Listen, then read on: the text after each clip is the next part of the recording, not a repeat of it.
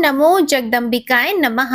प्रिय भक्तजनों, आज आप सुनिए चैत्र मास महात्म्य का अध्याय 6। माँ भगवती की कृपा आप और आपके समस्त परिवार पर सदा बनी रहे। आज के अध्याय में आप जानेंगे मधु कैटभ के साथ भगवान विष्णु का युद्ध, भगवती की स्तुति से भगवान के द्वारा मधु कैटभ का सम्मोहन और भगवान विष्णु के द्वारा उनके वध का वर्णन।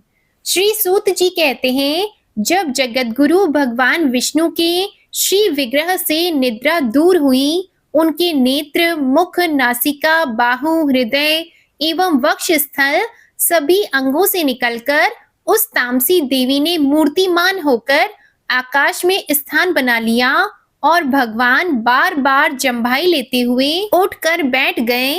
तब उन्होंने देखा वहीं प्रजापति ब्रह्मा जी भयभीत होकर खड़े हैं।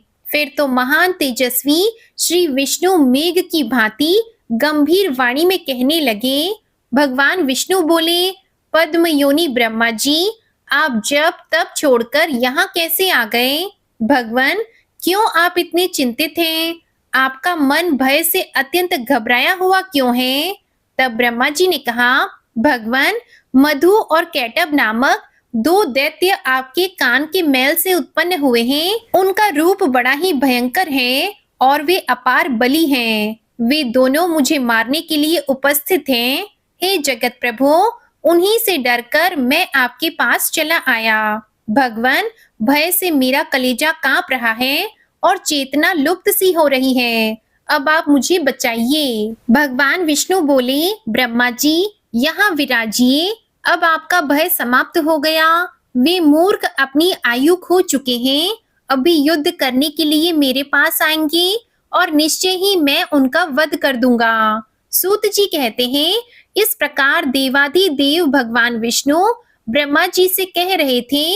इतने में ही मतवाले मधु और कैटभ दोनों महाबली दानव ब्रह्मा जी को खोजते हुए वहां आ पहुंचे। मुनिवरों, सर्वत्र जल ही जल था। बिना किसी देरी के निश्चिंत होकर वे दैत्य खड़े थे। उनके सर्वांग में अहंकार भरा था। वे ब्रह्मा जी से कहने लगे, भागकर इसके पास चला आया, क्या इससे बच सकेगा? युद्ध कर, यह देखता ही रहेगा और हम तेरे प्राण हर लेंगे। इसके बाद सर्प के फन पर बैठने वाले इसे भी हम मारेंगे। किंतु पहले अभी तू लड़ ले, या लड़ना नहीं चाहता तो मैं तुम्हारा दास हूँ, ऐसा कह दे। सूत जी कहते हैं, मधु और कैटभ की बात सुनकर भगवान विष्णु उनसे कहने लगे, दानव श्रेष्ठ, तुम इच्छा पूर्वक मुझसे युद्ध कर लो। महाभाग, तुम बड़े बली हो, तुम्हें असीम अभिमान हो गया है। यदि युद्ध करने की अभिलाषा हो तो आ जाओ, मैं तुम्हारा अभिमान दूर कर दूंगा। सूत जी कहते हैं, भगवान विष्णु के वचन सुनकर मधु और कैटभ की आंखें क्रोध से लाल हो गईं। वे बिना किसी सहारे जल में ही खड़े थे, फिर भी श्री हरि से युद्ध करने के लिए तैयार हो गए। मधु कुपित होकर तुरंत ही भगवान से लड़ने के लिए आगे आ गया था। अभी कैटभ वहीं ही ठहर गया। दो मतवाले पहलवानों की भांति भगवान विष्णु और मधु मल्ल युद्ध करने लगे। मधु के थक जाने पर कैटभ लड़ने लगता था। फिर मधु और फिर कैटभ, यूं बार बार वे क्रोधांध दैत्य शक्तिशाली श्री हरि के साथ बाहु युद्ध करने में संलग्न हो गए।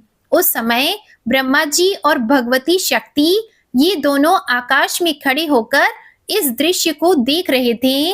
मधु और कैटभ को कुछ श्रम न हुआ और भगवान विष्णु थक से गए। जब 5000 वर्षों तक लड़ाई होती ही रही, तब भगवान श्री हरि मधु और कैटभ की मृत्यु के विषय में विचार करने लगे। सोचा, अरे, मैंने 5000 वर्षों तक युद्ध किया, फिर भी इन भयंकर दानवों को श्रम तक न हुआ और मैं थक गया।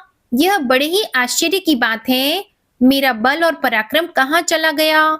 ये दानव सदा स्वस्थ ही कैसे रह जाते हैं? कौन सा ऐसा कारण इस समय उपस्थित हो गया? ऐसा कहकर विष्णु को चिंतित देखकर मधु और कैटभ को अपार हर्ष हुआ।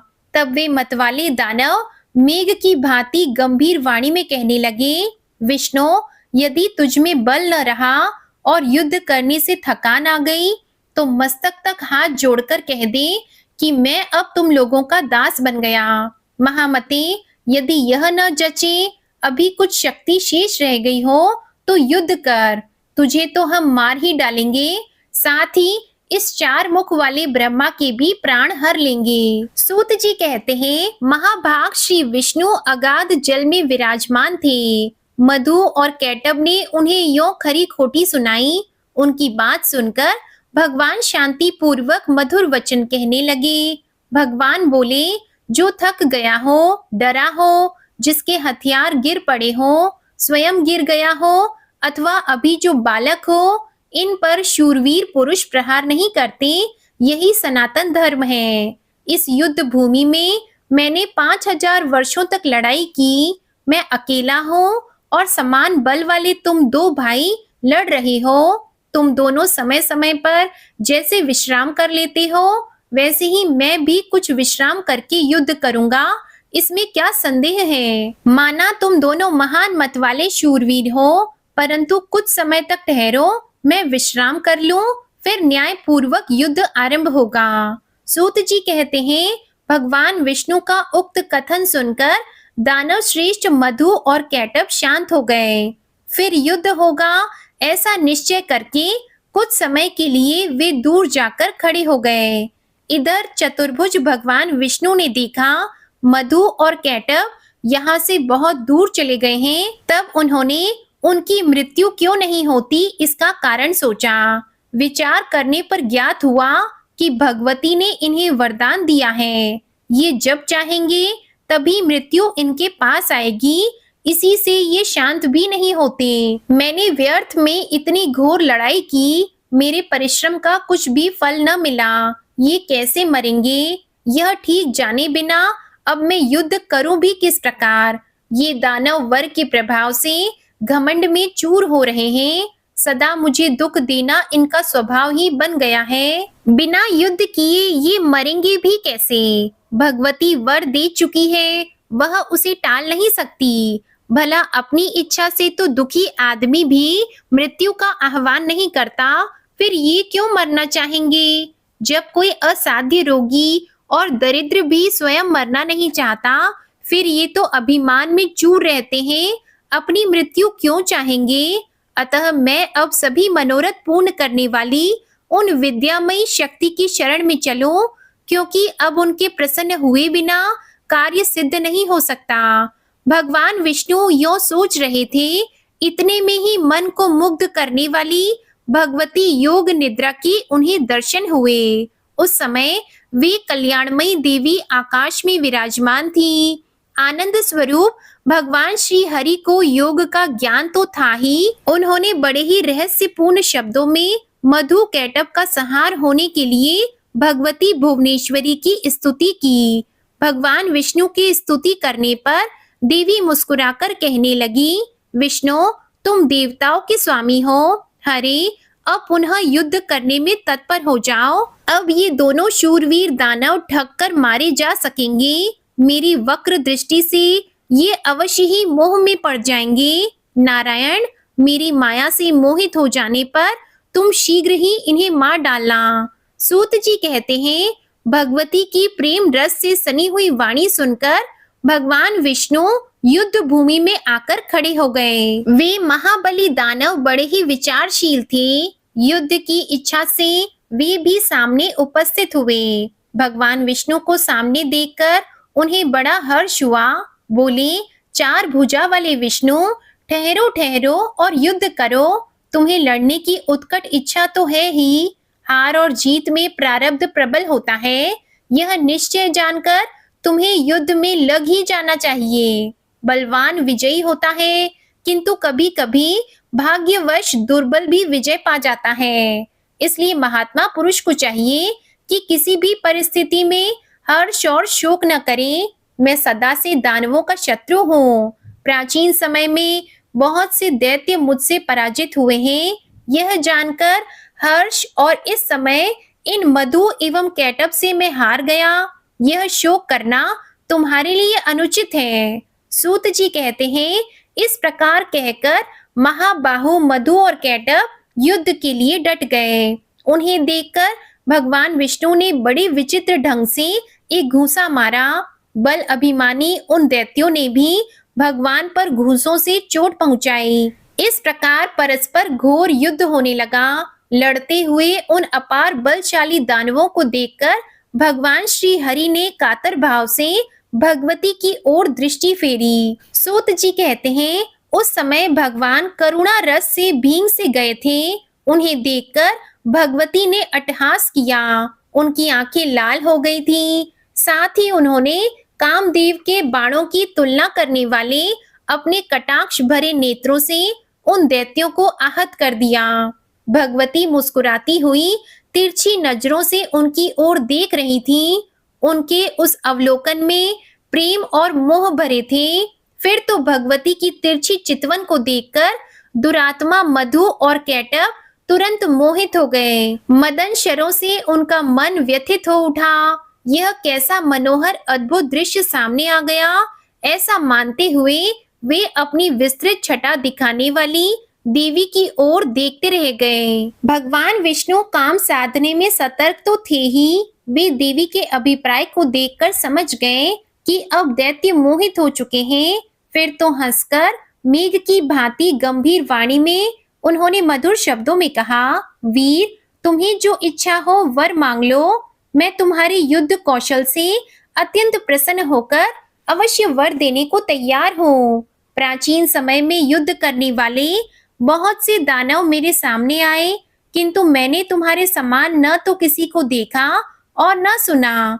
तुम बड़े ही अनुपम बलवान हो, इसलिए मैं तुमसे बहुत प्रसन्न हूँ। अपार बलशाली दानवों, तुम दोनों भाइयों की अभिलाषा मैं अवश्य पूर्ण करूंगा। सूत जी कहते हैं, उस समय मधु और कैटब काम से आतुर थे। उन्हें अपने बल का अभिमान तो था ही, उनकी आंखें कमल के समान थी।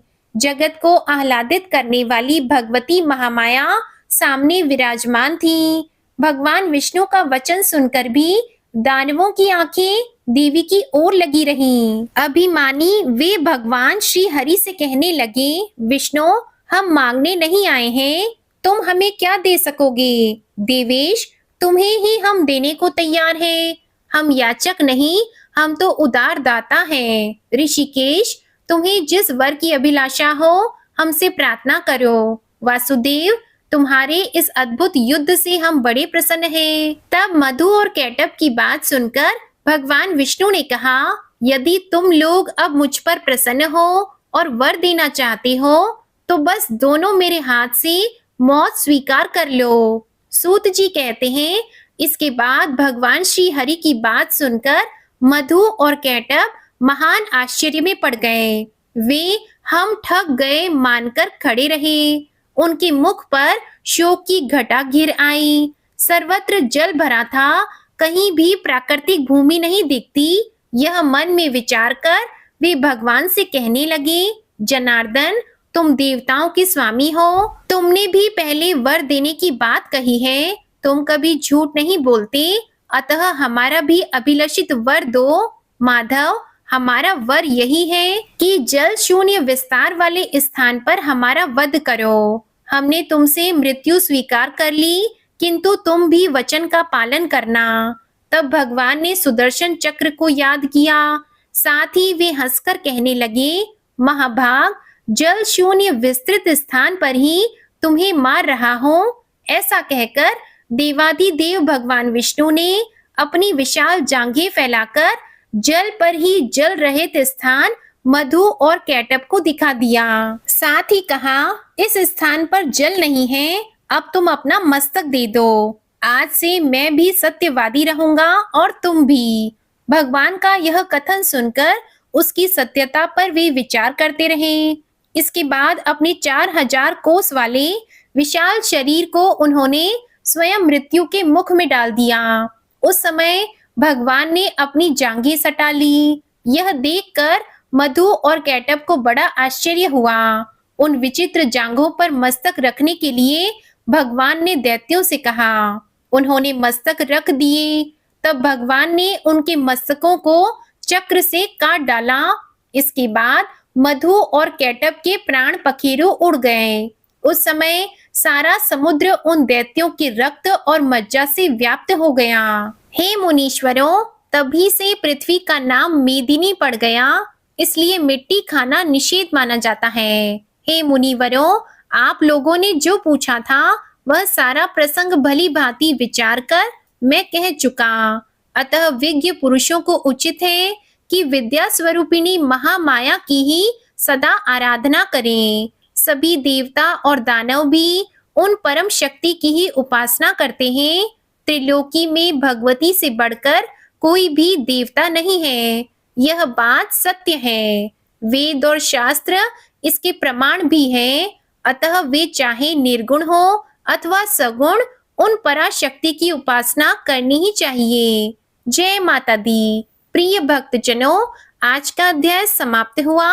आपको आज की वीडियो अच्छी लगी हो तो इसे लाइक भी कीजिएगा, शेयर भी कीजिएगा, चैनल को भी सब्सक्राइब कीजिएगा और कमेंट में माता रानी की जय भी जरूर लिखिएगा। जय माता दी।